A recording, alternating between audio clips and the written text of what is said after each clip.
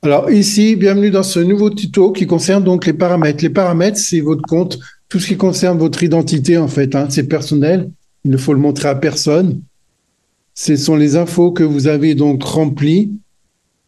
Ici, vous pouvez éventuellement donc modifier votre profil. Ici, vous pouvez changer le mot de passe et vous pouvez même mettre un mot de passe secondaire éventuellement. Très important, comme j'ai dit tout à l'heure, en dessous, vous avez le Google Authentificator. Donc, si vous ne l'avez pas, il faudra donc ici cliquer sur Obtenir Google Authentificator. Hein, vous allez sur Internet, vous téléchargez sur Apple Store, vous tapez Google Authenticator.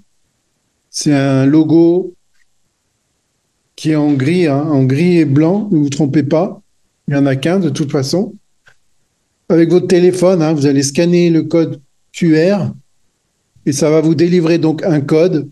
Comme vous l'avez vu au début, quand vous allez vous connecter, hein, vous vous déconnectez du site et après, quand vous allez vous connecter, ben, vous regarderez, vous ouvrez à chaque fois votre Google Authentificator.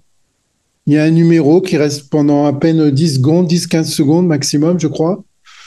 Et il change sans arrêt. Et vous devez taper ce numéro pendant qu'il est affiché en couleur bleue, avant qu'il passe au rouge, et vous connecter. C'est une sécurité contre les hackers, tout simplement, hein. Et si vous souhaitez, vous pouvez donc supprimer éventuellement Google Authentificator, chose que je ne vous conseille pas du tout. Et en dessous, vous avez donc le compte de vos processeurs. Vous voyez, vous avez tous les processeurs. Et au fond à droite, vous avez la petite flèche. Ici, c'est marqué Éditer. Quand vous cliquez dessus, ça vous ouvre une fenêtre. Et là, vous avez par exemple, vous voyez le wallet de mon Binance. Eh bien, je peux éventuellement le changer. Je l'enlève.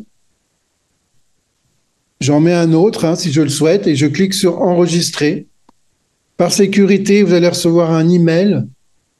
Il faudra confirmer donc par email comme quoi c'est bien vous qui avez demandé la modification en cliquant dans le lien qui est dans l'email, tout simplement. Et vous aurez donc une nouvelle adresse de wallet qui correspondra au processeur que vous avez choisi.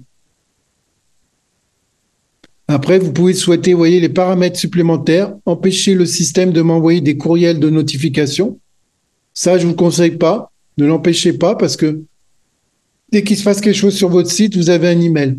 C'est-à-dire, dès que vous faites une demande de retrait, vous avez un email. Dès que vous envoyez un message au support, vous avez un email de confirmation. Dès que vous recevez de l'argent, vous avez un email de confirmation. Dès que vous faites un dépôt, vous avez un email de confirmation. Donc, c'est très important de le laisser, de ne pas le cocher, hein. Et ensuite, vous pouvez choisir la langue. Donc, vous voyez, le site est déjà en 3, 4, 5, 6, 7 langues. Voilà, ça c'était pour la partie donc paramètres. On se retrouve à très bientôt pour un prochain tuto.